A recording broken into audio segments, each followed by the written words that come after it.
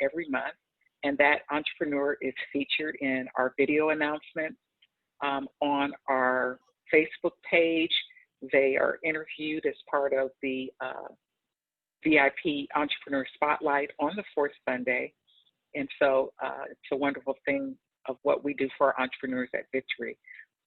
This year, we had an online business expo where people talked about their goods and services, and any corporate event that Victory has.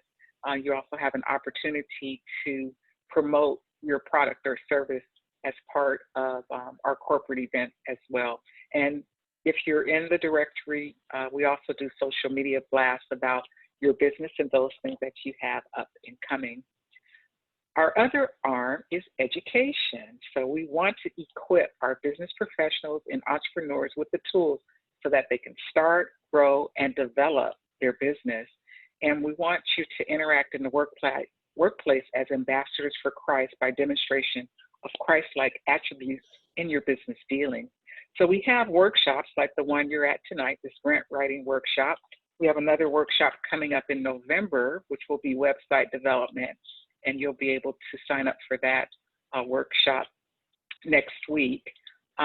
We do information blasts from the Small Business Administration, LIADA, the Kingdom Chamber of Commerce, anything that will help our business professionals and entrepreneurs develop in the workplace. We want to support you and help you do that. And we're working on a curriculum, a business curriculum that will be part of the Bible Training Center. And we're looking at partnering with other entities to do that as well. And then our last pillar is leadership. So we provide opportunities for our Victory partners to develop their leadership skills through serving in the VBP ministry and participating in the Bible Training Center leadership classes. I think the leadership classes for the fall schedule is out, so you can sign up for those classes as well. We have 12 ministry coordinator positions and support teams if you want to join the VBP ministry. And we really are looking for people in all of these areas to assist with the programs that we do. Our next meeting is going to be this Monday, and you can email vbp@victoryinchrist.cc to get a link for that Zoom meeting, and we'll be talking about our strategic plan on the activities that we're going to be doing next year. So if you have ideas or things that you want to share or you want to be a part of the ministry, definitely send us an email and we'll invite you to the meeting on Monday. So there are a couple of ways that you can get connected to VBP. You can follow us on Facebook. We have two pages, one for our VBP directory and one for the ministry at large, where we post our upcoming events and things that are relevant to business professionals. Our core planning team meetings are normally on the first Monday, but since this past Monday was a holiday, this month we're meeting this Monday, upcoming Monday, from 7 to 9.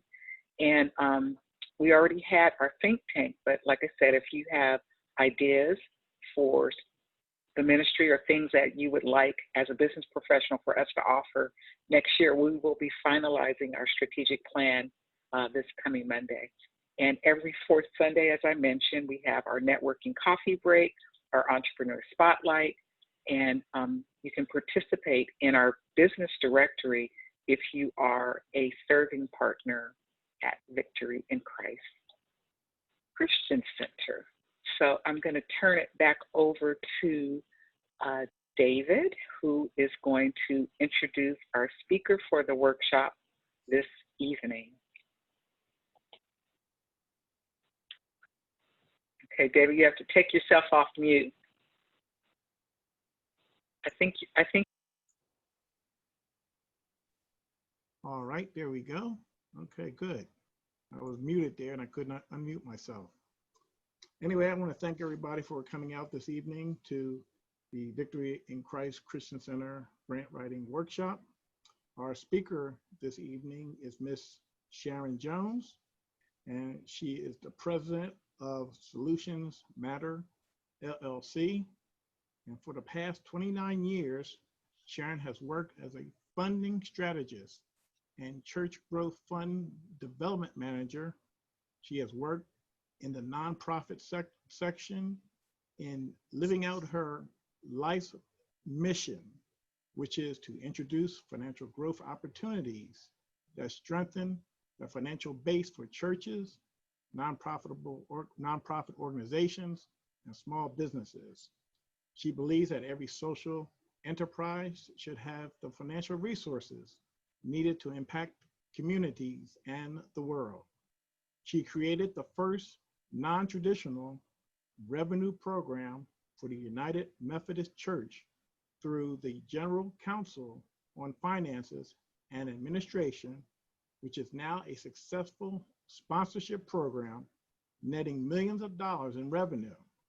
She built a sustainable and robust planned giving program for the denomination, as well as raised over $120 million in 5 years. She serves as a consultant for the first faith-based capacity building program in the state of New Jersey, designed to train and develop church and community leaders engaged in social outreach.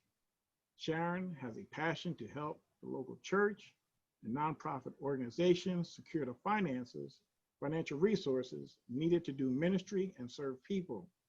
She believes that all ministries and people should live a life free of debt, allowing them to have a greater witness and impact in the world.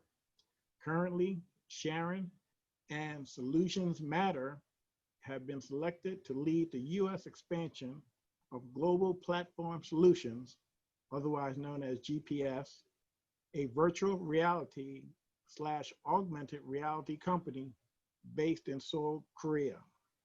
Leading the charge to make GPS a household name, Sharon and her team are looking for individuals who desire to become GPS influencers and investors. Virtual reality is changing the way we learn, shop, play, and travel. And this technology will be in every home and business in the USA within the next 5 years. As a busy preacher, workshop facilitator, nonprofit consultant, real estate investor, and e-commerce entrepreneur, she still finds time to volunteer with the local food bank. Sharon lives in Nashville, Tennessee, and is a full-time caregiver for her 84-year-old mother. So without further ado, let's give a virtual hand clap as we receive our speaker for this evening, Sharon Jones. Let's see if I can unmute myself. Thank you, David, for that amazing introduction. When you were reading that or saying those things, I was like, who is that person? So let me just, give me 1 second. There's somebody trying to get into our meeting. So let me see if I can get them in. And there we go. So greetings, everyone, and welcome to tonight. Tonight is filled with a lot of information. When David first approached me and asked me if I would do this for you all tonight, when we first started brainstorming about it, I told him what I do is fundraising courses. And so when he wanted me to condense a lot of what I do into 2 hours, it's pretty difficult to do. And so I just want to share with you, first of all, thank you for the opportunity to be with you tonight. I hope that the information that I share with you will be of great interest, as well as be able to assist you, particularly those who are looking for grants and looking for money to do the work that you do, to sow into the ministries that you're involved in, or the nonprofits, that these things, these nuggets that I will share with you tonight will help you in that. But please know that I will be available to you after this webinar to assist you in any way that I can to help you meet your financial goals as you are trying to raise money for your good causes that you have. And a little later on in the presentation, I'll also share with you the resources that I will make available. So just so I want to walk through kind of like a little outline of what we're going to cover tonight, and then I'll share my screen. So first, we're going to do kind of a fundraising landscape. So I'm just going to kind of give you the landscape of philanthropy, nuts and bolts, because a number of people come to fundraising through grant writing, or they may come to fundraising through special events. They may come to, you know, fundraising or raising money for a cause through online Facebook page, whatever. So I just want to talk about the landscape shortly. Then I want to talk about kind of the types of fundraising or the types of funding. And then we're going to show you a little quick video. And then we'll have a quick little game that we'll do to kind of break it up. So I'm not just the only one talking. So I'm going to ask that people be on screen if you are able for the little game. And then we'll do some Q&A. And then I'll talk about types of fundraising and then our resources. So sound good? Excellent. So feel free to use the chat. David and Miss Clara are going to monitor the chat. I won't be able to kind of focus and look at the chat. We'll do Q&A through chat as well. This webinar or session is also recorded for David and his group to use in the future. So let me share my screen and get us going. So just a thumbs up if you can see my screen, because for some reason I cannot. So you can. That's good. So let me do a couple of things here. All right. This was just some promo pieces that we did for the event. So I want to start with just kind of talking about what it is that nonprofits, kind of the landscape of philanthropy, the landscape of fundraising. So know that when I use the term fund development, I'm talking about fundraising. When I use the term nonprofit organization, many of the things that I'm saying will apply to small businesses and solopreneurs or entrepreneurs or one-person shops. Some of those things will apply as well. And so there are people that don't necessarily work for a nonprofit organization, but they want to raise money for something. So some of these things that I'm going to talk about will cover that. There may be a few nuances to it, but know that in general, everything I'm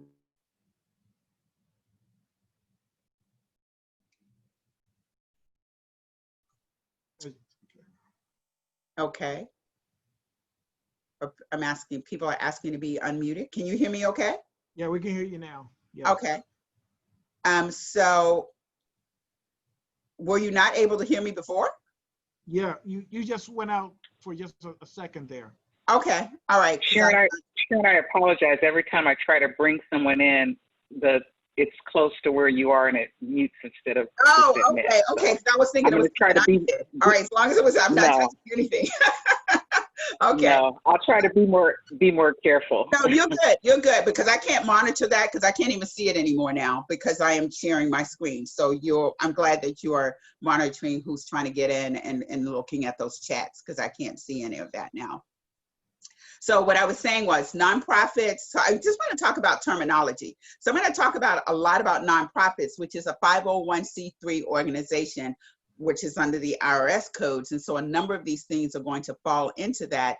But a lot of what I'm talking about also will apply to individuals who are looking for grants. If you're a solopreneur, if you're an entrepreneur, if you have a small business, there may be some nuances, but some of the things that I'm going to cover, and particularly the resources that I'm going to direct you to, will be able to help you with those things as well. Not necessarily education, but everything else under the sun will be there.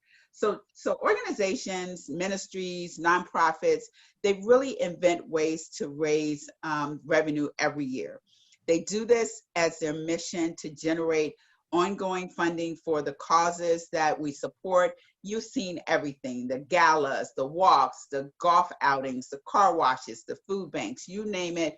Nonprofits use these things to raise money for the work that they do. Many of them use corporations that offer sponsorships to underwrite some of the things that they do.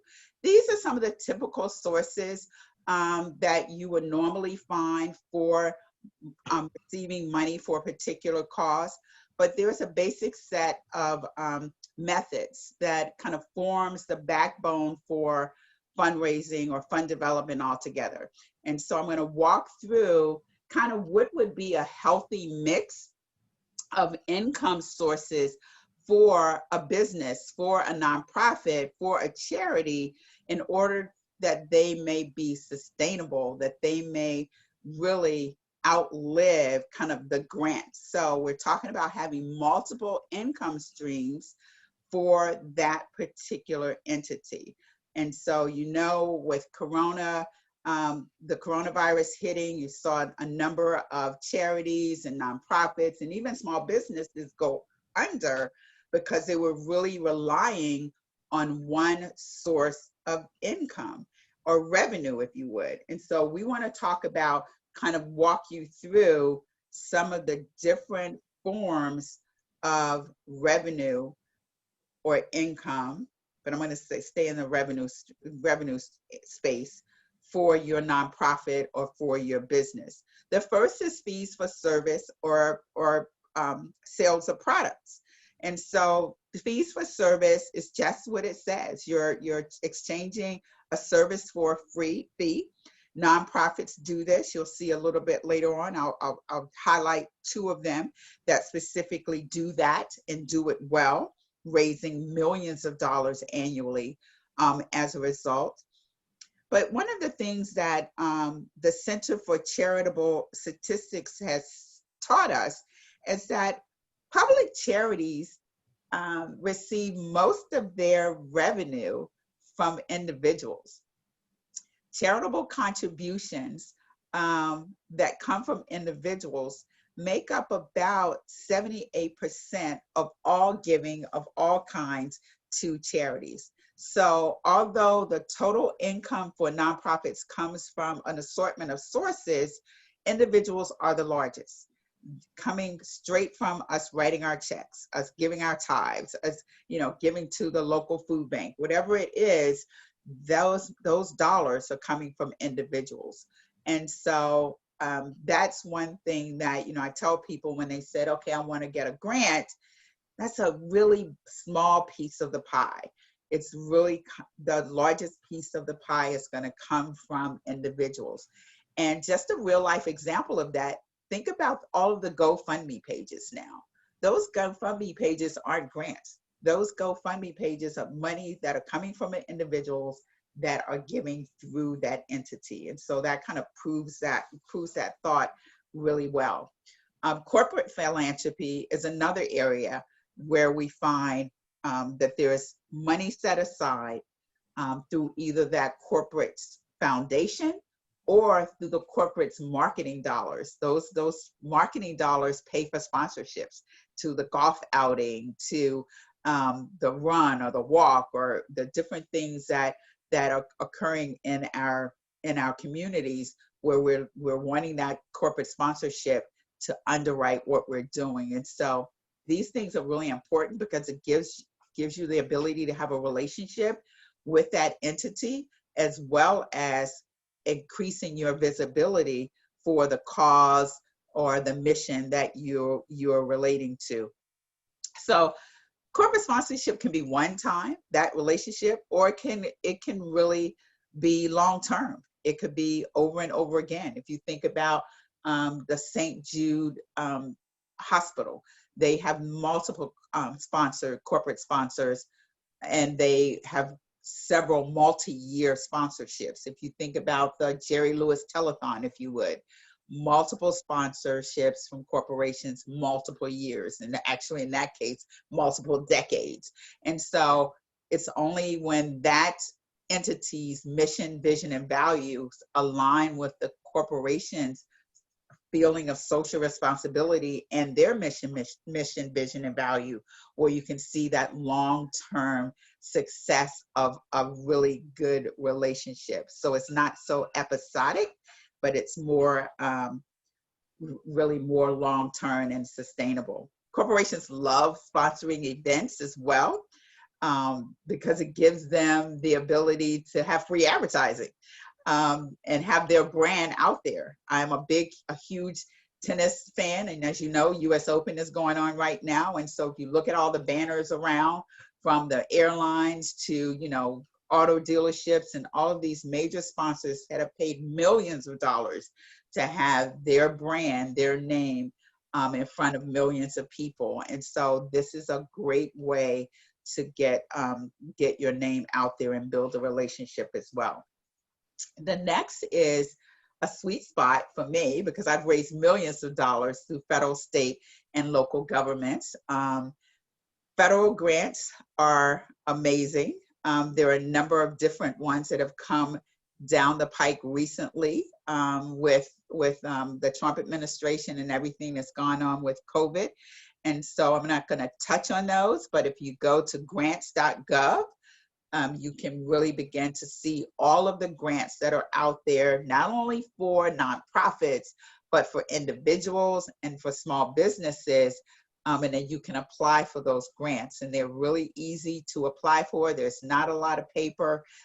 We have I think a one-page kind of cheat sheet of all the things that we call it the 20 mistakes that the first time grant writer makes. I can make that available to you, so you don't make those mistakes right up front, because they're usually fillable applications that you fill out. But there are some things that are on there that can kind of trick you and trip you up, and so we can make that available to you as well.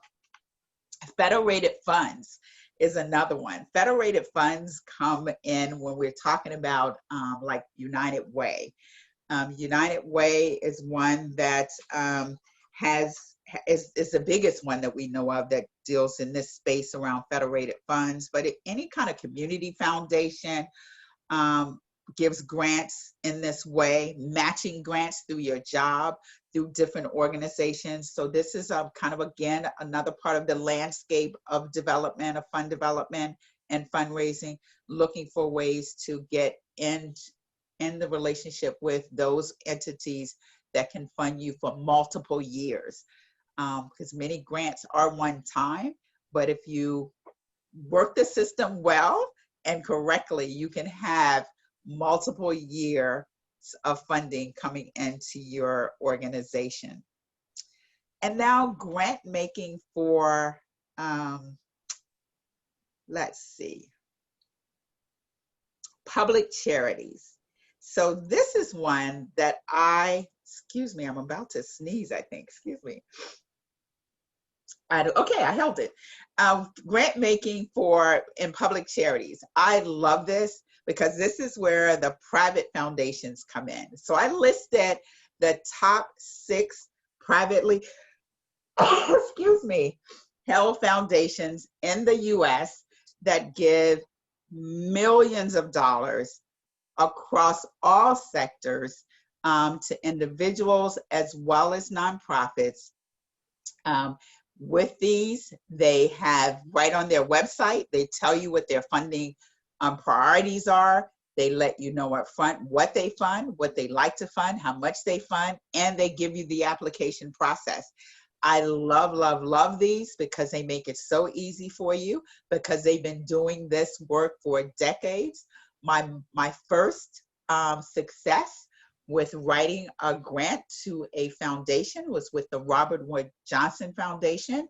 And I was successful in receiving a $25 million grant from them 2 decades ago, working with the Columbia University School of Public Health and the National Council of Churches of Christ in the US. And it was because of a collaboration that the Robert Wood Johnson wanted to fund this particular initiative. And so a huge ticket item, the NCC a religious organization, had never received a grant of this sort. And Robert Wood Johnson had never made a grant of this type to that type of religious institution. But because of the partnership with Columbia University School of Public Health, we were able to make it work. So I'll talk a little bit later about collaborations and why that's so important. But again, take note of these particular foundations, but then just Google, privately held foundations in the US, because it'll give you a list of all of them. And if you're seriously looking for money, just go to their website. They have right there explained exactly what they're looking for and exactly what they fund. And you will be surprised that they have multiple levels of things that they fund, and they make it very easy. They even tell you when to submit, the timeline, and what the timeline is if you awarded the grant. So they make it really easy, and it's fun to do those. The next is, well, I talked about foundations and how their grants can be substantial.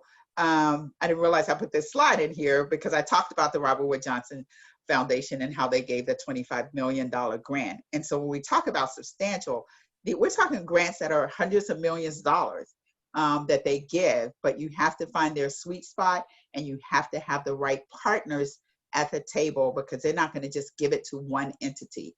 It will be a collaboration with multiple entities. The Eli Lilly Foundation is one example that gives millions of dollars to faith-based organizations that are doing some great work. A number of these foundations are looking for anything that has to do with Black Lives Matter right now. So anything that's socially conscious around diversity, it's a hot button right now. And so if you have a program or a part of the work that you're doing has this kind of component around diversity education or sensitivity, I can guarantee you will be funded. So I can steer you in the right direction of where you can tailor and craft your message, so you're guaranteed to have that success to win a grant. The next area is, where do I want to go? I think to reoccurring and episodic, what we call episodic fundraising. And so reoccurring and episodic funding is funding that just comes over and over again. And so you think about this, if you are part of a university and or an alumni, they send those letters and you give monthly. You give this reoccurring gift monthly, and this is a part of your obligation, and that's your commitment to that particular institution. And that's one that just comes to mind, top of mind, that does annual funds really well. And so this is reoccurring money that they depend on from a pool of people. And so this is when your organization, because I don't know the size of your organization and what you all are trying to attempt to do, if you're a startup or if you're a well-seasoned entity, you want to make sure that you have a healthy mix of all of these things that I spoke of, and that you include a reoccurring giving program, as well as an annual fund. And then episodic fundraising is what I call the fad fundraising. You have some great idea, the bucket challenge, if you would, or some Facebook fundraiser that you're doing, or a GoFundMe page. Those things are episodic. They can raise a lot of money. I even put Giving Tuesday in the episodic funding stream. Giving Tuesday started off really small several years ago, but it's grown to a multi-million-dollar day of giving, because it's tied in volunteerism with giving, and it's really brought the entire nation together around one day to give back to a cause that you care about. And so Giving Tuesday is huge because it's all online. And so we're not having to write a grant, we're not having to wait for it, it's instant. And so as long as you have a well-oiled marketing, social media presence, and a good database of people that you can shoot your message out to, that's a great way to raise real-time money, like immediate, like your emergency fund. It's so much fun and exciting to see how that one has grown. And then we have monthly giving programs, and monthly giving programs are those that are, again, like the annual fund, those kinds of things that I spoke of. And then some people have their personal donor advised fund that they may give out of. So we're talking about high net worth individuals that have their own foundation or have a donor advised fund, and that money must be spent. And so they identify, 4, 5, 10 small charities that they send a check to every month. And so that's kind of a monthly giving plan as well. So one of the things that I wanted to just highlight when I talked about some of the agencies that do work well, which is around sales of products and services, and these two you know well, and that is the Girl Scouts and Goodwill Industries. These two organizations have mastered the sale of products and services. And so some nonprofits that are smaller own thrift stores. Some churches have thrift stores. There is a lot to be said for finding your sweet spot as it relates to the sale of product and services. You can be a nonprofit as well and sell products and services. Both of these entities are nonprofits and raise millions of dollars. There is a provision in the IRS code that speaks to how they record those dollars, but this is a great way to really have, going back to what I said earlier, multiple streams of revenue coming into your organization, so you're not just depending on one source and one source only. And so within that IRS code called unrelated business income, they allow you to not be taxed on that revenue coming in because you are doing a service of a higher calling. So you're doing work in an area that might be depressed, or your program is meeting a greater need. And so that's something that is really, really important. And so you really want to think about incorporating that in the work that you do. Because it's going to be something that drives your way that you can have different sources of income and not just relying on one source.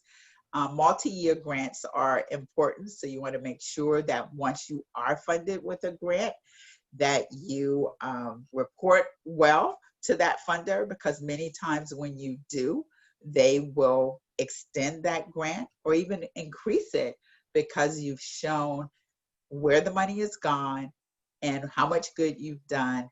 And now they will give you more to just expand your reach. Reach more people, touch more lives is really important to be able to do that.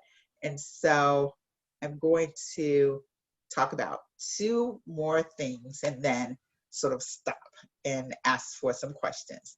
So there are 2 additional types of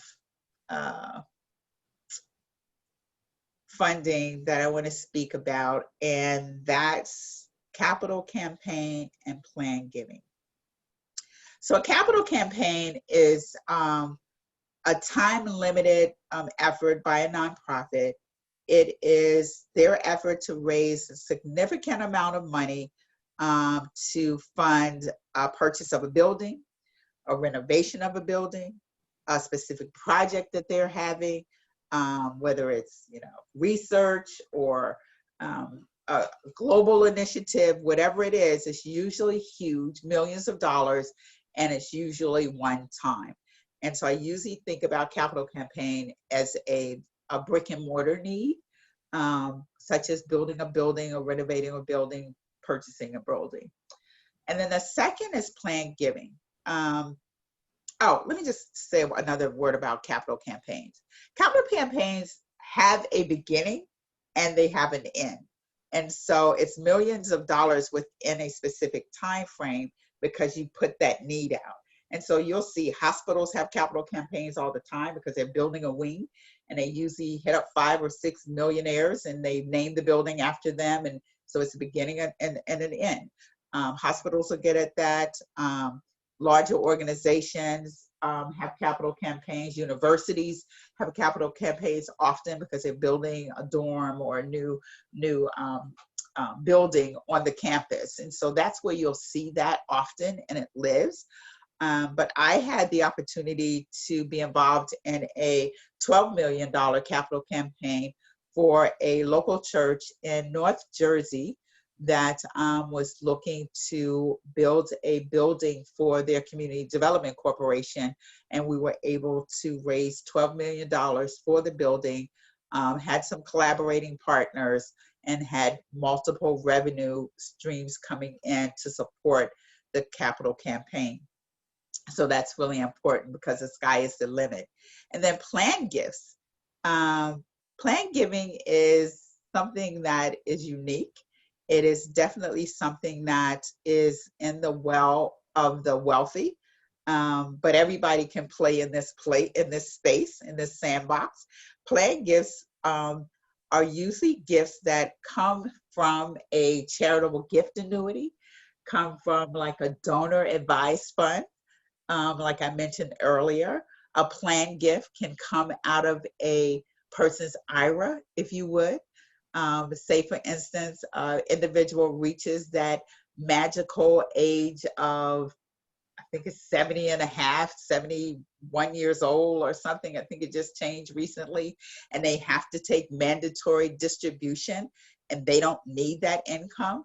Usually that money goes directly to the charity of their choice. And so you want to make sure that you befriend older people with IRAs and with a good sense of charitable ambition, because those individuals have to take that mandatory distribution. And that was really most of how I raised the $120 million that you heard him speak about when he was sharing my background around planned giving. A lot of that came from individuals who had to take that mandatory distribution. And we were talking thousands of dollars times thousands of people, which ended up being millions of dollars. And so that is something that's really, really exciting. So I am going to pause and ask for some Q&A. If I can figure out how to pause without stopping my slideshow. There we go. All right. I am back, and I'm not even sure if I was on camera, but somebody just got let in. So hi, I don't remember who you were, but you're joining us a little later. And so I'm glad that you're here. So yeah, so we're gonna just open it up for any Q&A, and then I'm gonna keep going straight through because we got a lot to cover. And we are not even, 40 minutes into this, so. Okay, you talked about capital campaigns. Are those for nonprofits only? Good question. Capital campaigns are not for nonprofit only. The term usually is for nonprofit. So when we talk about for-profit wanting to build a building, or a for-profit that wants to expand or renovate or do different things, that's going to be a different bucket of money. And that money is usually going to come from the Small Business Administration if we're talking federal, or it's going to come from a foundation, a private foundation in their corporate philanthropy arm. And so it's just, again, the terms are different, but it's definitely a good question. And yes, you can raise money that way for your business. And I have some life examples of that. There's a young lady in Portsmouth, Virginia, who has a studio that does yoga and aromatherapy and all of those various kinds of things. And she thought that she originally reached out to me to help her set up a 501c3. But once we did her needs assessment, what she wanted to do was expand her space. And so she didn't need to start a nonprofit for that because she wasn't doing anything nonprofit related. She was a for-profit business. She fees for service. And so we were able to get her funding from the municipalities' community development block grant money. So there you go. I mean, there are ways in which there's money out there. Let me just tell you, there's money out there. Don't let anybody tell you that it's not. It's just really, how do you go about finding that? And then our next exercise is going to really help you understand kind of how you want to approach it. So good question. Any other questions? Okay. And then related to the capital campaign, is it just for assets like buildings, or can capital campaigns be for, is it for hard assets, I guess, is the question. Describe what you mean by hard asset. A building. So yes, Real property. Oh, Real property. not a real property that you're going to make a profit on. Real property that you have a service to the community for. Okay. Well, what about other equipment such as cars and copying machines or something like that, or furniture? So your question is there grant money to purchase those kinds of things? Yeah, I'm kind of pigging back off of what Claire asked about hard assets. Yeah, not to my knowledge. No. Those would just be fall in the realm of getting a loan, or or finding some great corporation that would donate it to you. But no, there is not a grant that you can write for that. Now you can write it within a grant in terms of your operations dollars, but that gets a little detailed and a little complicated, but it can be done. Got it. If you have a question in the, you can drop it in the chat, or you can raise your hand and then we'll unmute your mic so we know you have a question.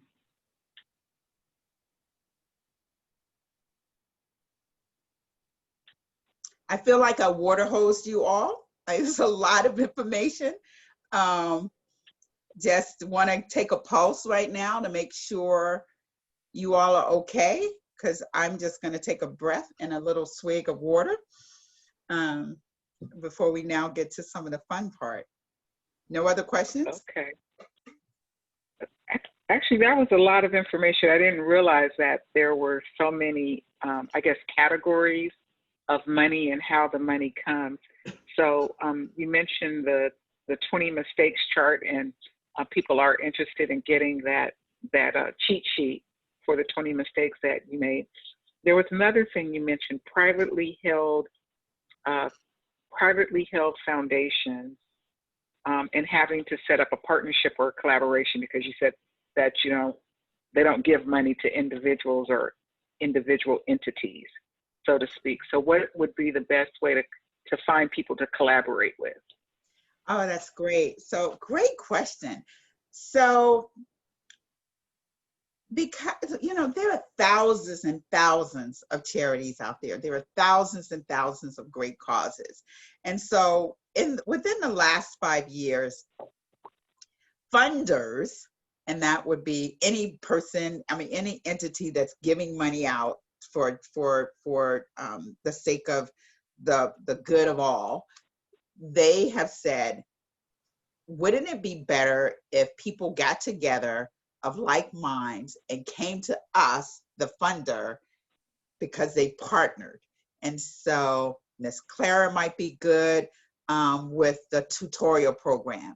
I may be good with the finances. This person, Miss Barbara, may be good with another area. And so if they all collaborated together to offer the services to the community, we would fund that. We would write that big check opposed to writing several small little checks, because we can't measure the effectiveness and the outcome of our dollars if we just do it piecemeal like that.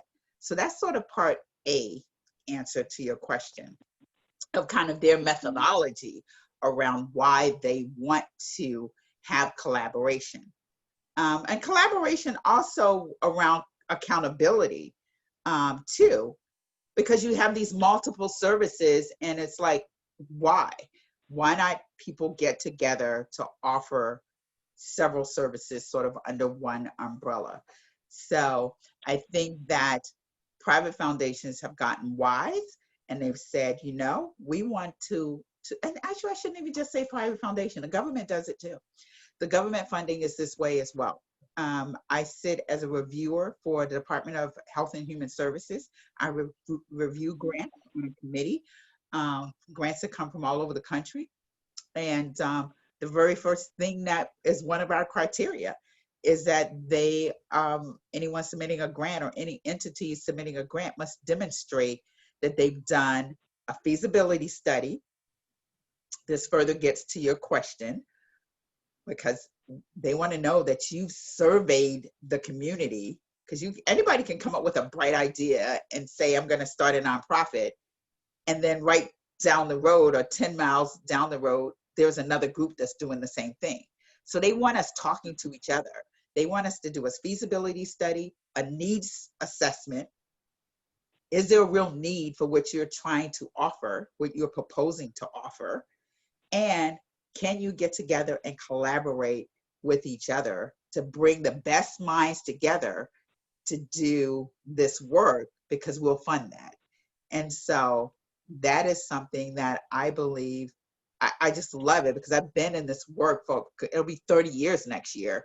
And so to see how this has evolved in a way that it forces us to be a community, it forces us to really bring our great minds together to do the most good and for the people that we care about, the communities that we care about. And so that excites me. Yeah, I really get excited about that. And so it's not just private foundations, it's also government grants, city, state, federal, and everybody is looking for those collaborations for those very reasons. So is there a database of collaborators? And then Joshua will take your question. Is there a database, of collaborations? Collaborators? Yeah. Not in the way that you're thinking. There is a database of services. And so if you say, let's just take your church. Let me just make it simple. Let's just take a real life example. Say your church decides tomorrow that they got this land, somebody donated it and has a building on it, and they want to put a school there. They want to have a charter school. And so they was like, in this charter school, they're going to have all these different programs. The after school program, they're going to offer a tennis camp. Of course, it'll be tennis, a basketball camp, all these different things. So you have the building, you have identified people maybe in your congregation or in your community that can offer these things, these become the instructors. And now you just need to buy the equipment, you need to buy the curriculum, you need to do all these things. Well, there is not going to be a funder that's going to fund you. You need to look now in your community through this database, and it's a database of services, what's already existing there. And you're going to find that the easiest place to find it is at your state level or county level. I'm in Tennessee now. I was in New Jersey, so here is county. I can't remember what city was in Jersey, but your municipality. Every municipality has a 10-year plan. You want to look at that 10-year plan to see what they already have on the books of what they're planning. And then within that plan, they have a list of all of the collaborators. They have a list of all of the kind of entities that have either applied for money or looking to collaborate with another group that they may want to partner with. And so that's a great way to start. Not always say start on your local level first before you start thinking about grants from the federal level or, foundations and things like that. Start with your county level, your local municipality. Someone else had a question? Yes, Joshua had a question. After our businesses and nonprofits are funded, what is the best practice in sharing our data with funders? How can they confirm we are satisfying what we've been funded for? Great question, Joshua. It's going to be covered in the next little segment, but let me tell you, I think there's someone in the waiting room again. Do you want to check that out? Yes, I'm going to grab it. Yes, I gotcha. They will not fund you without telling you exactly, they will prescribe it to the detail of how they want you to account for those dollars. They want to know the outcomes, how many people, how many bodies, how many, everything. So it's not something you have to figure out how to do. Trust and believe that before you get the check, they will tell you how they will show you how they want it measured. They will show you how you're going to count those beans, and they will give you everything that they will need before they give you that check. And so once you have it, the beautiful thing is, and when I talked about wanting to get multi-year, the people who get multi-year are the folks who are great at giving them not only what they ask for, but more. I'm working with a mega church in Atlanta right now that has been blowing up in terms of what they've been doing in the community around Corona. And the very thing, because we've been getting grants, and we have grants for them, and it's been coming in and coming in. And one of the things that I remember saying to one of the executive ministers is, I don't know who you need to get, but you need to find 10 young people to take photos, blast everything on social media, make sure they catalog, because the funder didn't ask for it, but when they got it and they saw it, because you couldn't tell them, you can write on the paper, we fed 10,000 people in a weekend. But when they saw it on social media and the photos and the cars driving through, they doubled the grant. And so I know I'm going off down my rabbit trail. I'm sorry, but I get excited about this stuff because it really, it's not rocket science. It's like, think about it. If you made a loan to someone, there's gonna be some parameters that you're gonna set in place. It's kind of a weird example, but that is exactly what you'll have. They'll definitely tell you what they need to have. And I need to move on because I've gone down my little rabbit trail. So right. There's one other question, and then we'll go to Joshua. I hope that answered your question. If it did, put your hand down. Awesome. Okay.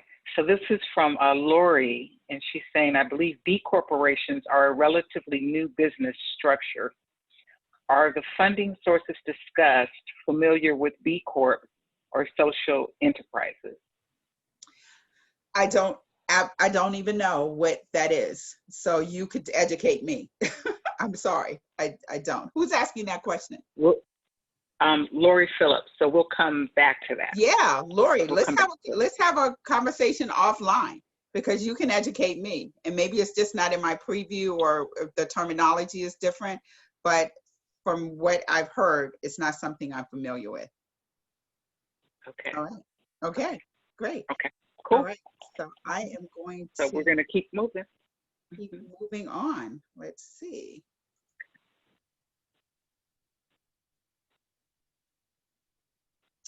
Okay, so we are going to now just kind of talk about, let's see if I got it going. Can you see my screen? Yes. Yes. All right, there we go. See you and your screen. Awesome. Great. So I'm going to talk about, now that I've given you all this stuff, are you grant ready? So I'm going to show you a short video, and I want you to pay close attention, because after the video, I think it's only 2 or 3 minutes, I'm going to ask you some questions. And those questions, we're going to have you answer in the chat, and just going to be very, very transparent with your answers, like be honest, because there's going to be a prize to the person who gets them all correct in a timely manner. So let's see if we can get this video up and going.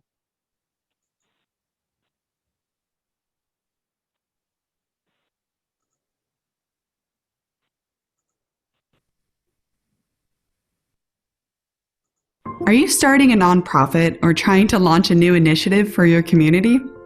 Chances are someone will want to support it, and you can find additional funding through an investment or grant from a third-party funder. But however compelling your new initiative may be, funders aren't just going to give you money.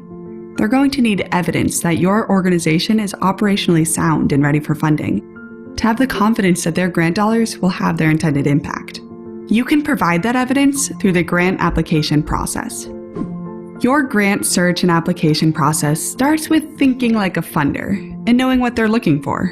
The grant application process helps funders understand how your nonprofit operates and whether it aligns with their funding goals. Since most grant applications ask for similar information, you can apply to multiple funders quickly by understanding these common key requirements. A great application starts with a clear mission statement that defines your organization's purpose, what group it serves, and how it plans to serve it. For example, the Nature Conservancy's mission statement is to conserve the lands and waters on which all life depends. A well-defined mission statement like this tells a story and helps you and potential funders recognize shared goals. A statement of need tells an even deeper story, presenting the details and narratives supporting your proposed work. It demonstrates why your community needs your initiative and aligns your work with the potential funder's goals. In your statement of need, specifically describe who benefits from your work. Who exactly in your community will be positively impacted? Then make a case for the great work you've done so far.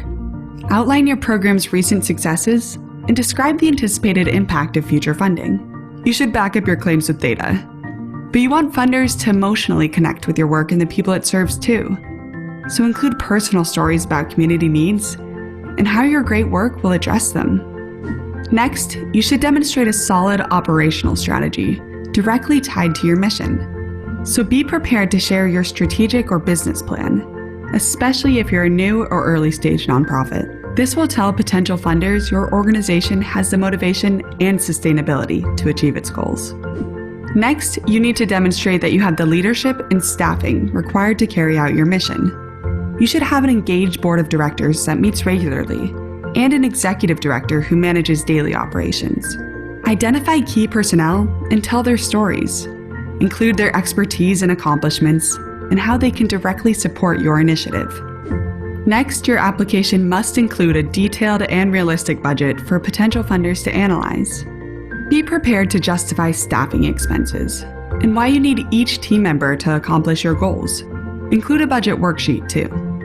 In fact, throughout the application process, you should talk to your team and stakeholders and make sure that everyone there will be able to follow through should you get the funding you request. When you're first starting a new initiative, you'll probably have a really invested and passionate team. But you want to know that they're ready to be there for the long run. Then look out to people beyond your team. Potential funders see community support and engagement as a sign of a really healthy initiative, so look for opportunities to collaborate with other associated organizations who may donate money, time, or expertise to your cause. Finally, don't forget the technical details.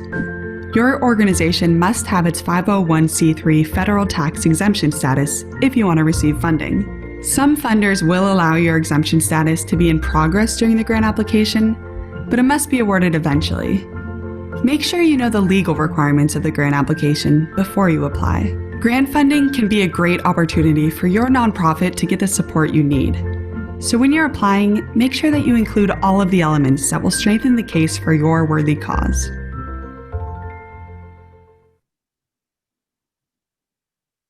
Are you starting? So this was informative. So our little quiz is going to start now.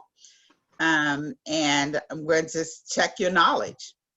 And the first way we're going to do this is just kind of have you put in the chat. I can't see the chat, so I'm going to trust David and Ms. Claire to kind of just keep track. But you all know where you are and kind of what you've heard. So first question coming up. Which key element explains why you are requesting funding and its relevance to potential funders' goal? I'm going to repeat it. Which key element explains why you are requesting funding and its relevance to potential funders' goal?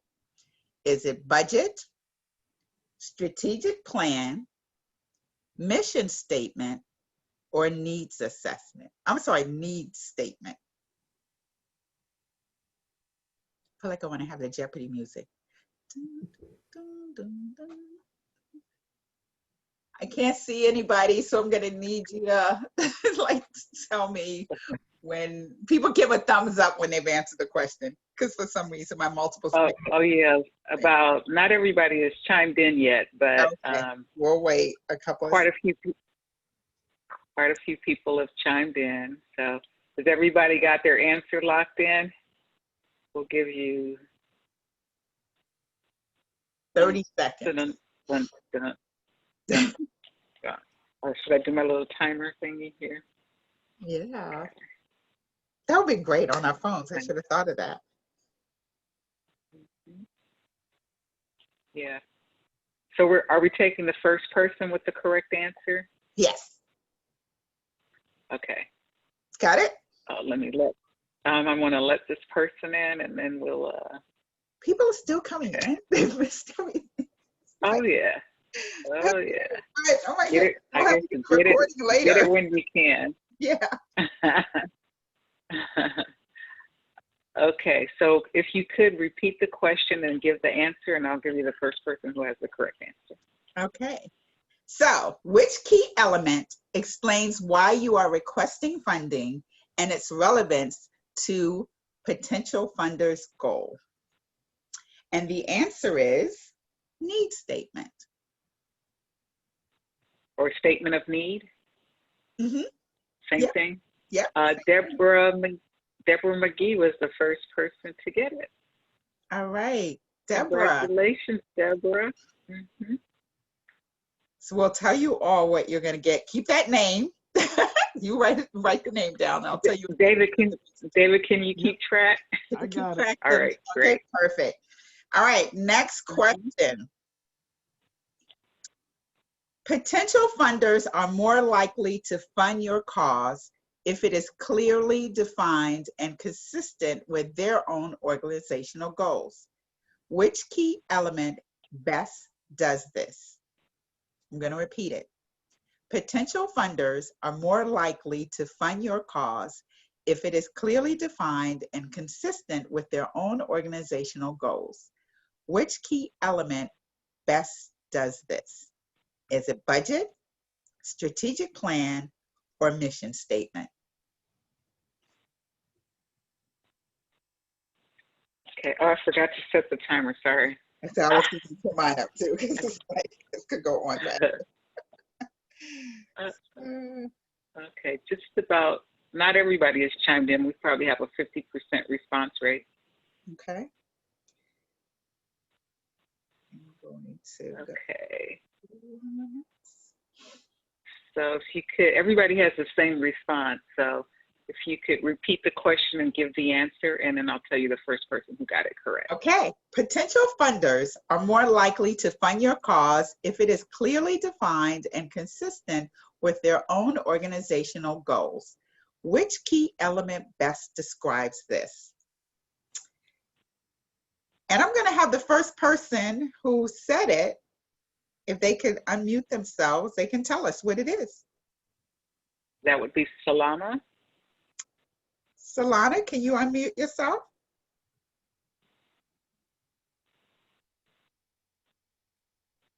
She's trying.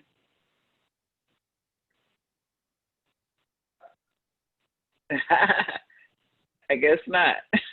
No? Let's see.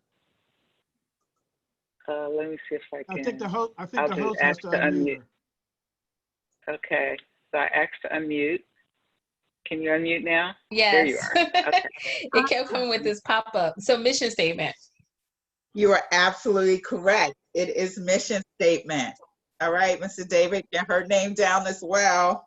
Got it. Awesome. Next question coming up. Maybe. Karen hopes to receive funding for her nonprofit that provides mentors to recently resettled refugee families in her city. Which one of the following actions could she take to increase the likelihood of her grant request being approved? I love this one. Karen hopes to receive funding from her nonprofit that provides mentors to recently resettled refugee families in her city. Which one of the following actions could she take to increase the likelihood of her getting a grant request approved?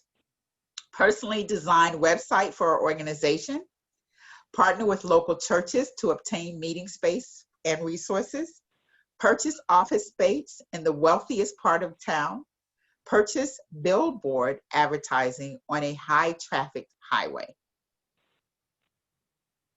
Okay, can you say those again? Because the answers are not, are not quite what you're saying. So give the answers one more time so people can be a little bit more specific. Oh, personally designed. Can you not see them on the screen? No, Why not? we're still on the video screen. Okay, then that's not what I'm showing. No, I can see it. Yeah. Really? I'm still on the video screen. Okay, Yeah. why is that? That's interesting. Personally designed website for her organization, partner with local churches to obtain meeting space and resources, purchase office space in the wealthiest part of town, purchase billboard advertising on a high traffic highway. Okay. Is everyone who's answered locked in? Yep, they're locked in. Okay, who was the Okay. first to answer? The first person to answer was. What's the correct answer? What's the correct answer? I'm gonna let the Yeah. first person that answered answer it. Okay. So Okay, that was Salama. Salama should be on, what's that show with Steve Harvey? oh, She's good at hitting the buzzer. oh, What was your response, Salama?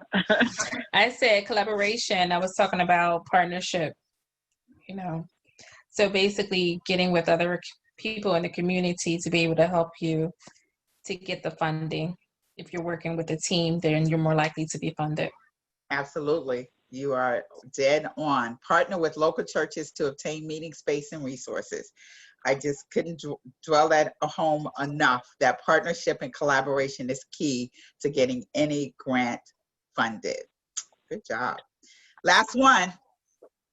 All right, you all got to give her a run from her money. Which key element can convince potential funders that your nonprofit has the ability and drive to achieve its goal or goals?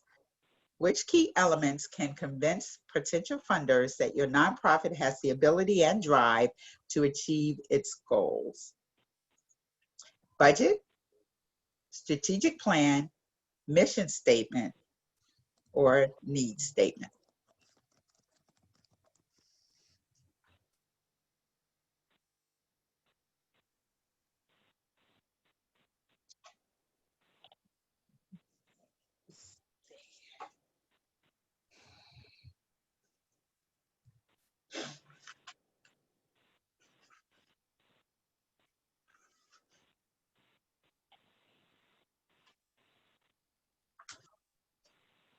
All right, we're all set? Yeah. So the first person to respond was Margaret Brown. Okay, Margaret. Which Okay, I'm one gonna is ask it? you to. Yeah. Which key element can convince potential funders that your nonprofit has the ability and drive to achieve its goal? And the answer is?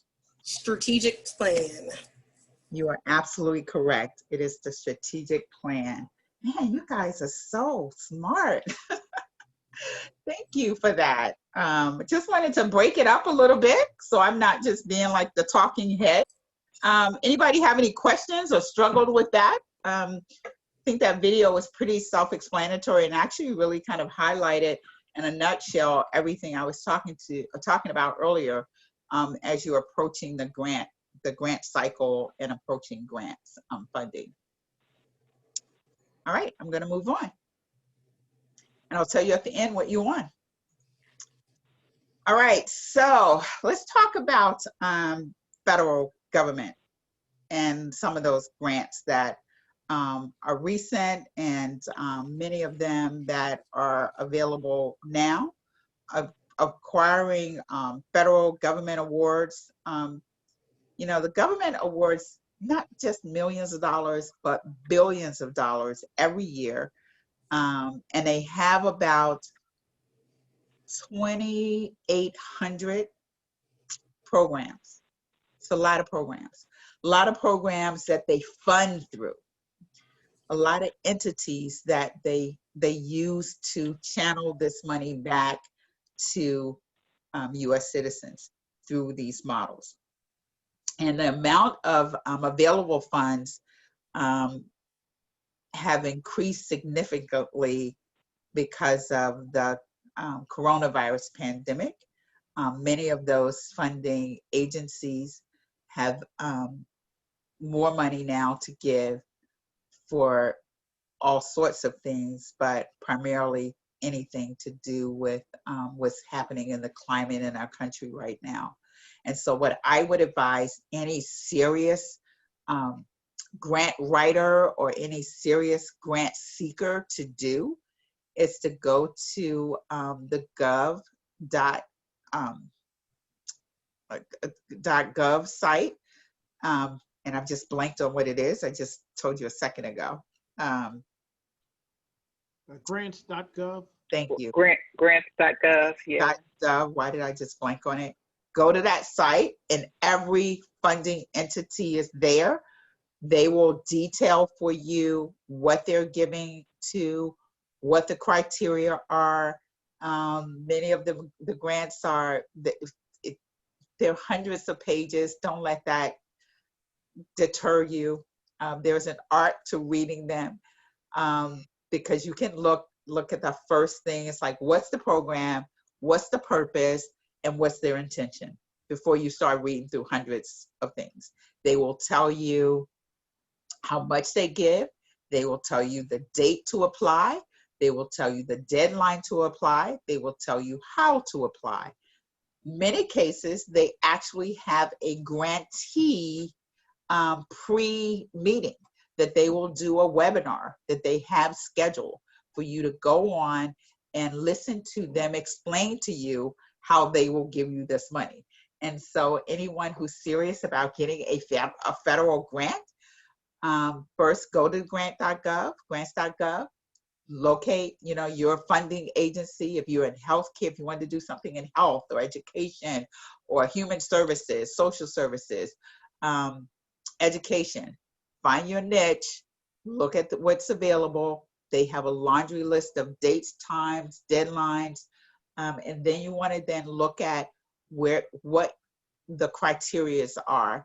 And then many of them, I would say 90% of them, have a grantee presentation that they give, and they usually give it once, sometimes twice. So if you miss it, you normally won't be funded, because many of them now have criteria that you have to, it's mandatory to attend that meeting in order to receive the grant, because they want to explain everything to you. So why not take advantage of going there and they're all Zoom now, and listening and hearing about what it is that they are wanting to give. They're all electronic. It's an electronic process. And like I said, it's usually about $500 billion that are awarded annually through this mechanism, which is not a little bit of money. While some of the best practices that they have are clearly listed, a number of them really give you step-by-step the ways in which you can apply. So I think that's important for you to kind of do your homework and really get a sense of what these grant opportunities are and how they can fit into what you're currently doing. The one thing I caution people not to do is to go and read the grant and then decide that I'm going to build the program around the grant. That's not a good, that does not work. have your idea, have your passion, have it, whatever it is that's on your heart. If you know the saying, if you build it, they will come. Build it first in your mind, on paper, everywhere, then seek the funding. I have read way too many grants sitting at the federal level as a reviewer where you can see very quickly that they read the grant and said, oh, we're going to apply for this money. They're giving us $100,000 to do X, Y, Z. But they have no history. They have no collaboration. They've not done the homework. And so we can spot those really quickly. So just save yourself the time because it is time consuming to fill those out. And so you don't want to go down that rabbit trail for yourself. And so you want to make sure that when you're doing that, you want to assess how to use the grant tools there. They will give you that. You want to find the relevant programs and the grant opportunities. You want to understand what the solicitation process is, the elements of the federal grant. This is all going to be given to you in that grantee evaluation. I'm sorry, the grantee proposal time that they will spend really helping you to understand. And then it'll tell you, this is how we're going to evaluate the grant after, while you're in the grant cycle, as well as pre, post, during, and post. And so they let you know all of that upfront in advance. You'll learn more about the funding agencies and opportunities, the federal grants to seek. You know, it's so interesting because we put together a guide that I can make available to you as well. You would just have to email me directly and we can let you know what our guidebook is. And so that will help you to kind of get a sense of kind of how to do these particular type of grants and how you want to maximize the use of your time and doing these grants as well. And so with that, I am going to kind of talk about some resources. So a couple of resources that we put together are, one is we have 20 online fundraising ideas that are working for the groups that we're working with during this COVID coronavirus pandemic. Some of the larger organizations, ministries, nonprofits that are doing a bang up job in receiving money. We have some feeding programs, one in Pittsburgh that's doing a major job, and they actually have funders calling them saying, what do you need? We're ready to cut your check. So again, a lot of that came because they built those collaborations in the past. We have a guidebook that talks about 5 ways to attract millennials to donate. And a number of them don't donate the traditional ways. They love the Facebook, the GoFundMe, the Giveify. They give them a number of different ways, but there's some strategies to attract millennials to do that. We also have a guide called Raise Money Like a Pro that we can make available to you. Nonprofit guide to pitching corporate sponsor.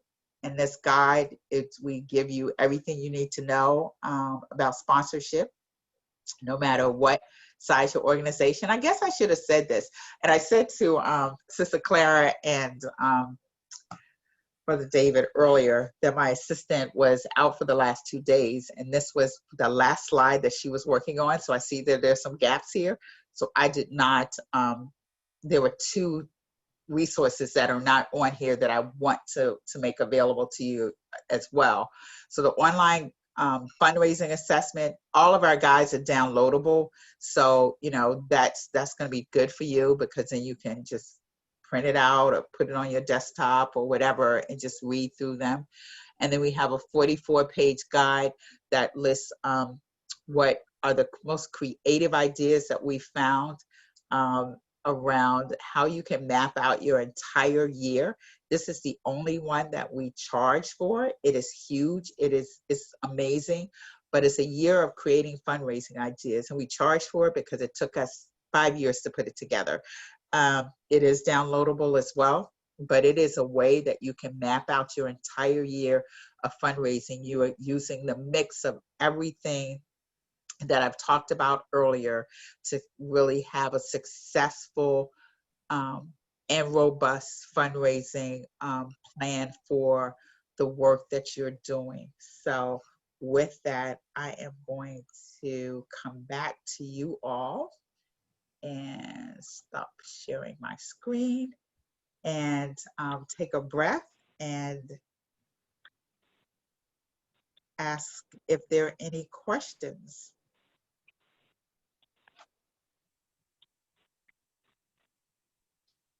So you can either put your questions in the chat or raise your hand, and then we can unmic you.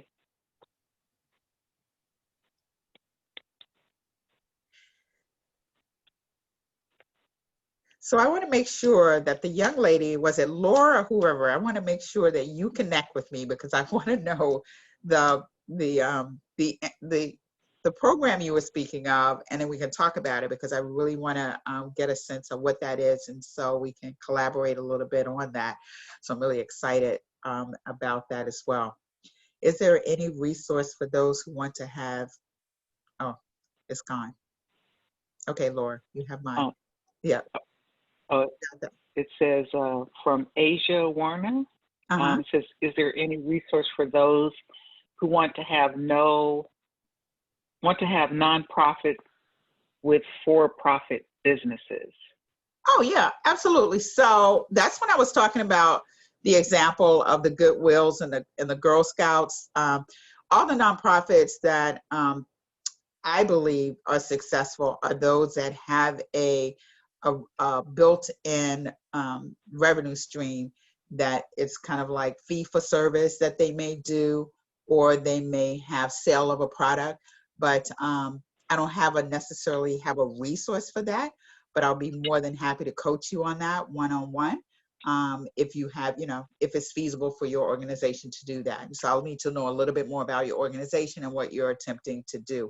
But it is definitely something that you want to have, is a good mix of funding streams coming into your organization. How do you purchase the resources? Just email me and we'll get that out. We don't have a website on our website we didn't put in a purchase type shop key. We just have it. You send us an email and we work through that with you, and you get the link and you download your resource. That's a good question.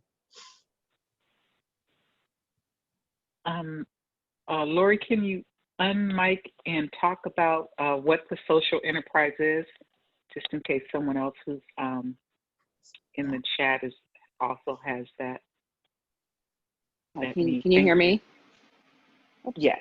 Okay. Yeah. All right. So the social enterprise is basically any corporation who's doing social good, which a lot of the companies are, a lot of the organizations are, but there's a special designation for that.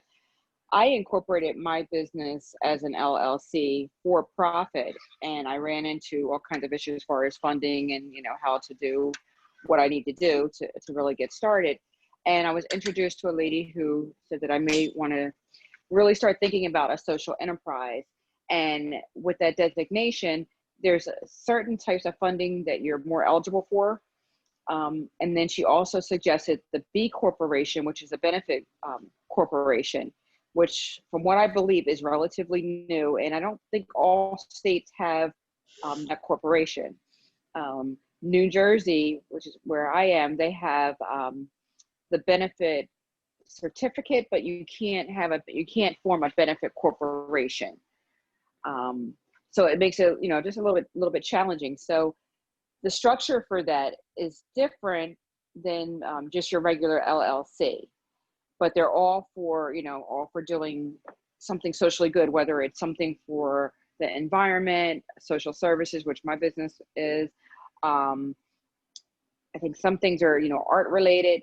So it really depends on what, like the nature of your business, but the general theme is doing socially good activities and socially good work that brings on, they said, a different form of funding. So as you were talking about the different funding sources, I wasn't sure if they were familiar with that, or if that's something that they, you know, they have a special designation for.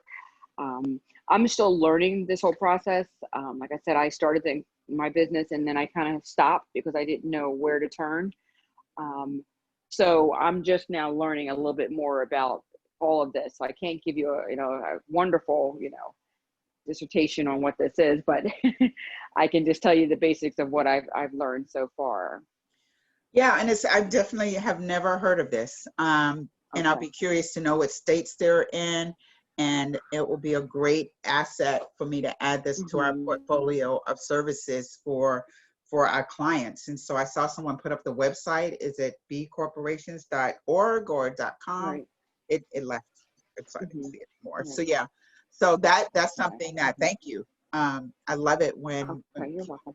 come to it with more knowledge and have kind of other things that you can share with the group, because I think that this is something that's phenomenal. I'm very much aware of corporate social responsibility and corporate and the funnels in which corporations give money.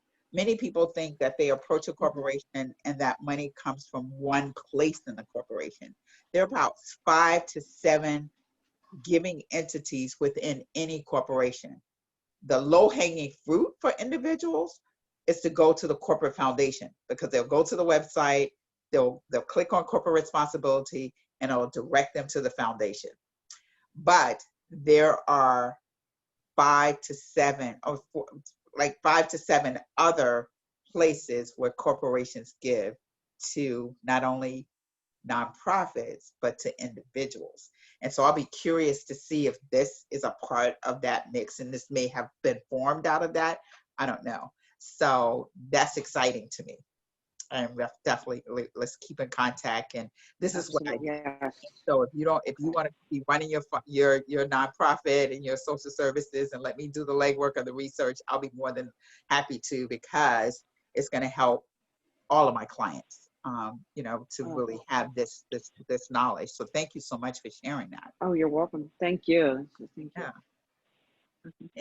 Any other Joshua, did you have a comment that you wanted to make on that related to the social network? No, I just provided the URL, but I thought that was good and new information too. Absolutely. That's it. Awesome. Thank you. You're welcome. So a couple of things. If folks would like, if you could put in the chat the type of business that you or business entity that you are, and if there was a specific question or a specific, type of information that you wanted to receive tonight, and we haven't covered it yet, just put that in the chat as well. If there was something else that you wanted to know about in terms of grants, if you could put that in the chat, that would be helpful. Or if you have any other questions, While they're doing raise your hand. While they're doing that, Ms. Jones, could you share your email address and your website? Absolutely. So, should I put that in the chat? And then everybody can just have it and say it for the recording, and also put it in. I can type in the chat as you're talking. Yeah. So my email address is Sharon@solutionsmatter, solutions with an S, .net. And then my website is solutionsmatter, real easy, .net.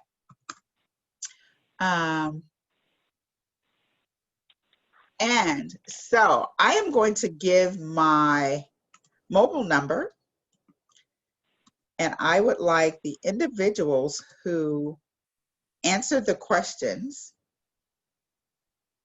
Let me make sure I type this correctly. Anybody can use it, but yeah, I respond to text before picking up the phone because I'm usually on a Zoom or something. But those individuals need to text me their first and last name And I want to send you each one of our resources. So you're just going to tell me which resource you want, except for the $35 one. So any of the other resources, you will receive that along with a $25 Amazon gift card. So for my, was it 4 winners or 5? 4? 4 questions. 4. Yeah. So text me. Give me your Well, email address. three winners. One person answered 2 correctly. Oh, okay. So do we have a person that's been on in this meeting that asked the most questions? Oh, that would be me, but I don't count. That's you. Let's see. Is it a way to find out? I have one more gift card, that's why, and one more resource to give. So that's the only thing I can think of, unless you can think of something, another way to do this. In the process of starting a 501c3, transitional living program, homeless, potential homeless. Where is that located, Laura? That transitional, what town?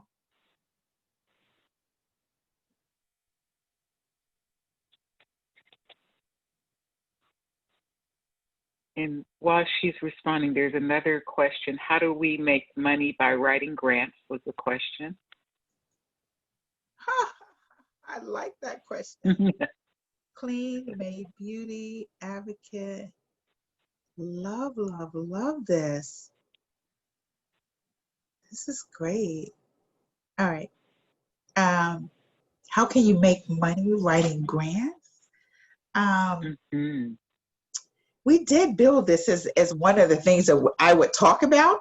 And I thought about it and said, you know, that's just a really interesting thing.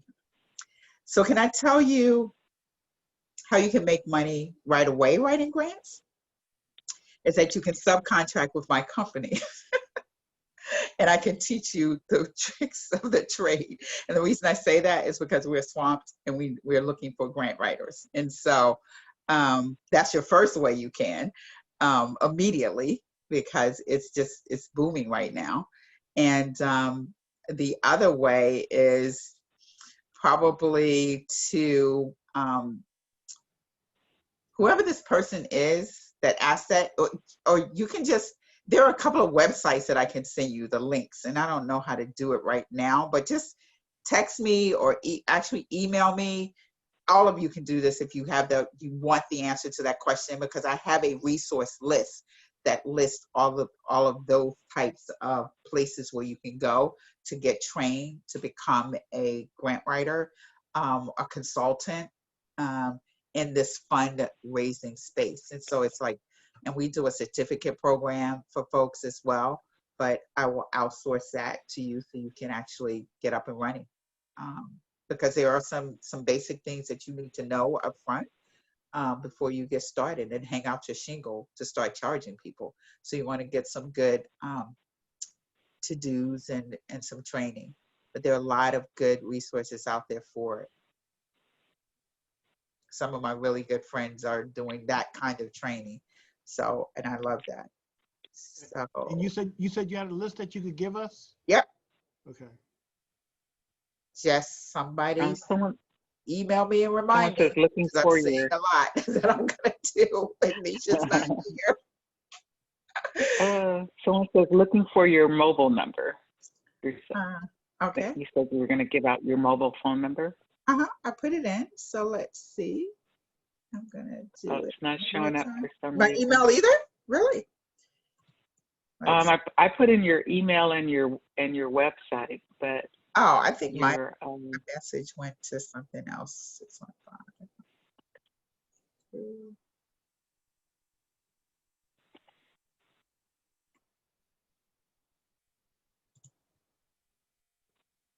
I'm going to be reminiscent and give you my New Jersey number.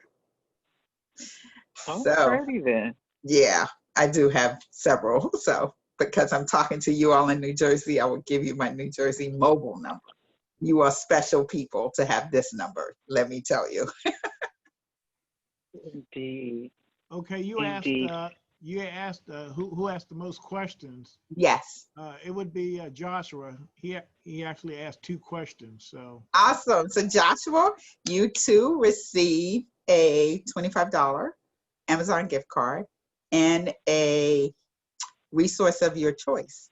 So when Nisha, my assistant, gets back, who didn't finish that last slide with all of the resources, I will, I'll shoot that out to you or have you talk to her directly. And the only resource I said that I can't offer is the one that's the $35 one, but all the other downloadable ones, you just pick one and go for it.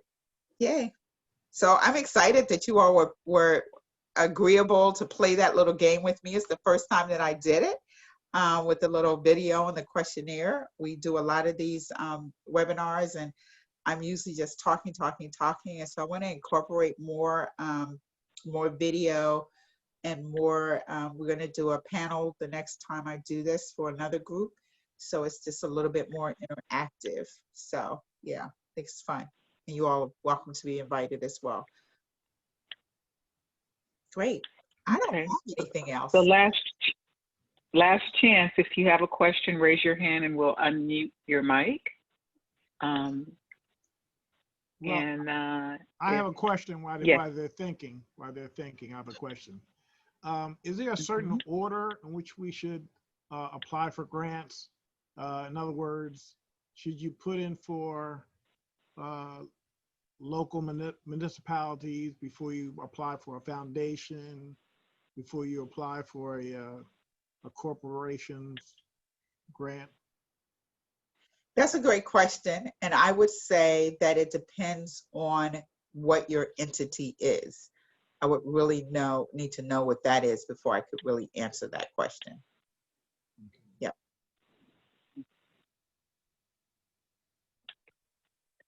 David, do you see any other hands up? No other hands. Nope. Okay. Then I would like to thank our guest, Ms. Jones, today for being so gracious as to present us with really, really valuable information. This was very enlightening.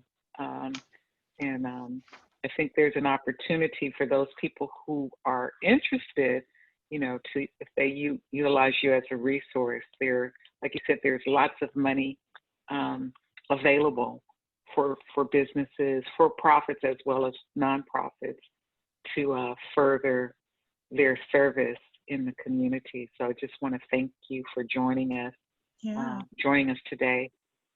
I think, one of the things that I would love for us to think about if we ever do anything like this in the future is to maybe have me have a way to know a little bit more about who the participants are. Like, then I could tailor what I'm saying to meet their specific need. Because you're right, I do have a wealth of knowledge, and I felt like I was water hosing you, and it took me a minute to really kind of unpack, to just give you a broad 360-degree view of everything. But if I was armed in advance, say like a week in advance, to kind of know, okay, Miss Laura's doing this, Keisha's doing this, Asia's doing this, then I could tailor what I'm speaking about to really bring out, and it can be a little bit more interactive because I could give you some real life examples of how to help you. And we can do this now offline because you all know me, you all have my information, and so I can help you. But in the future, when we do these kinds of settings, I think it'll just be helpful to have just a little bit more information, because I love giving this information out, and I want to make it as fruitful for you to walk away armed with, oh my God, I can do this, to get, the results that you want. So yeah, I'm excited. These kinds of things excite me, and I'm excited for you all and what you bring to your space and the people that you're working with. So however I can help, please feel free to reach out. Oh, awesome. Thank you. And we definitely would love to have have you back. And we're Monday, we're meeting to, kind of finalize next year.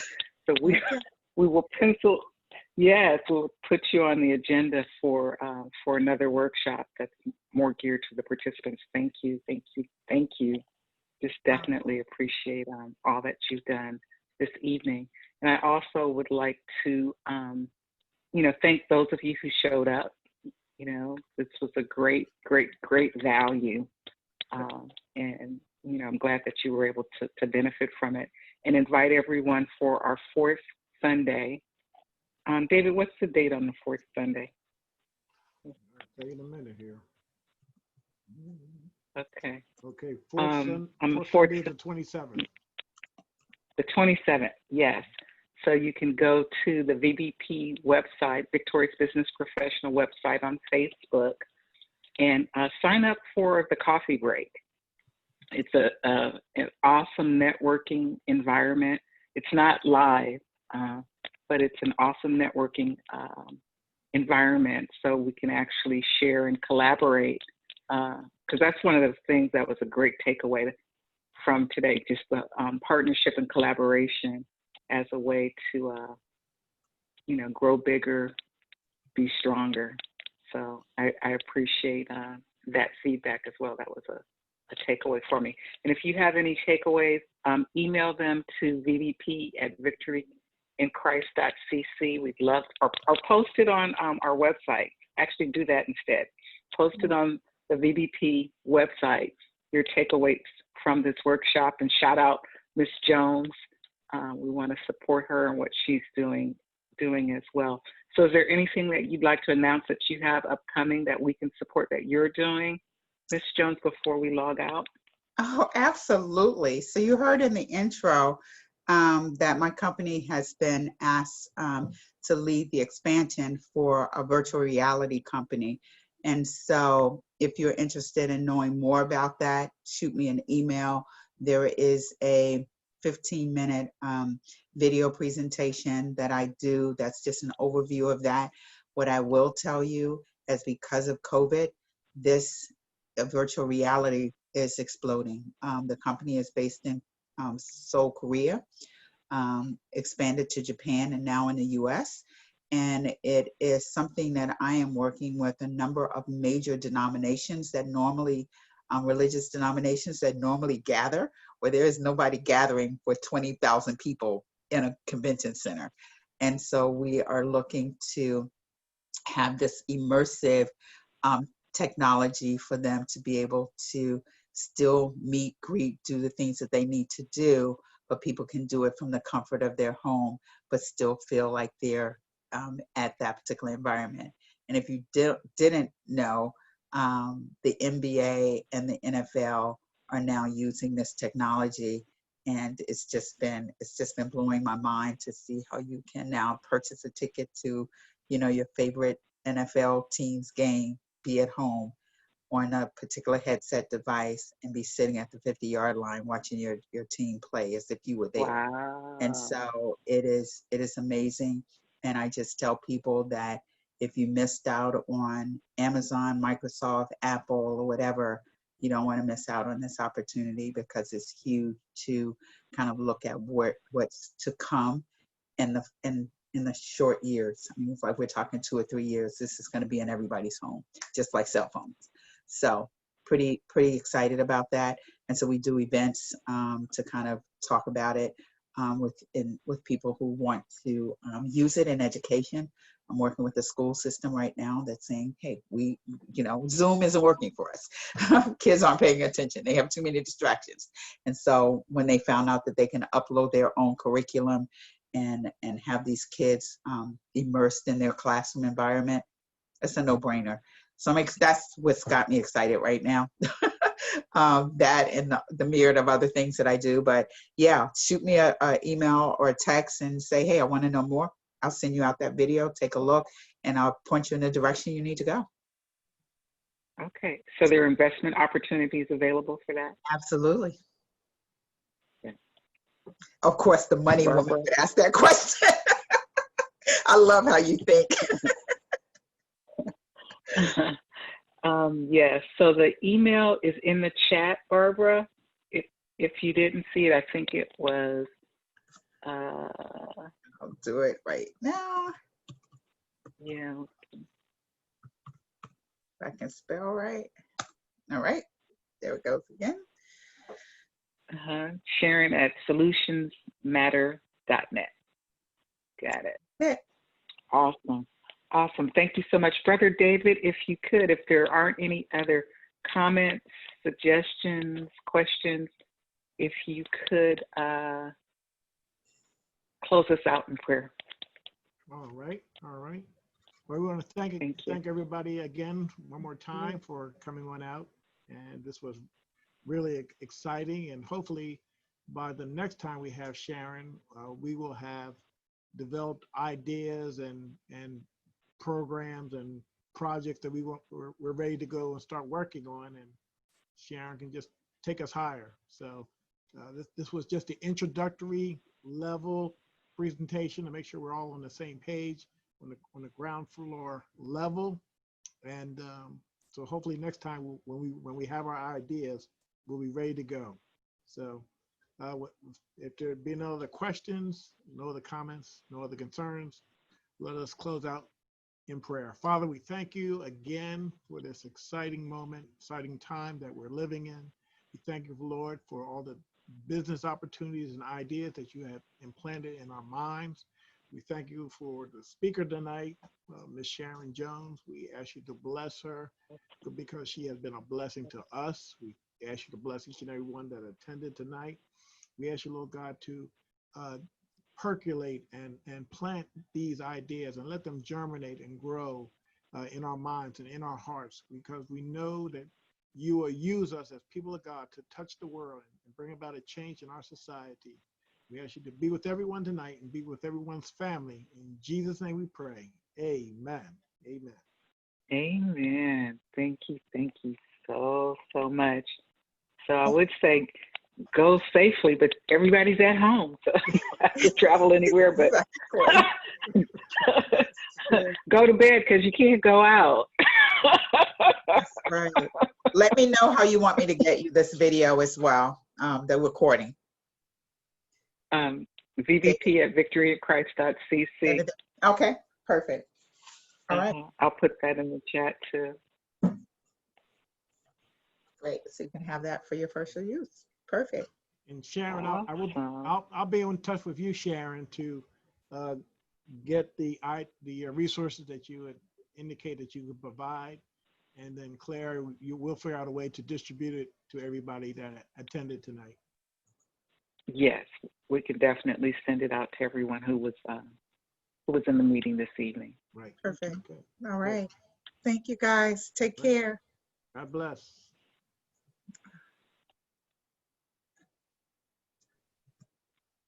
Thank you, Larry. Thank you, Sam, Asia, Salama, Lori.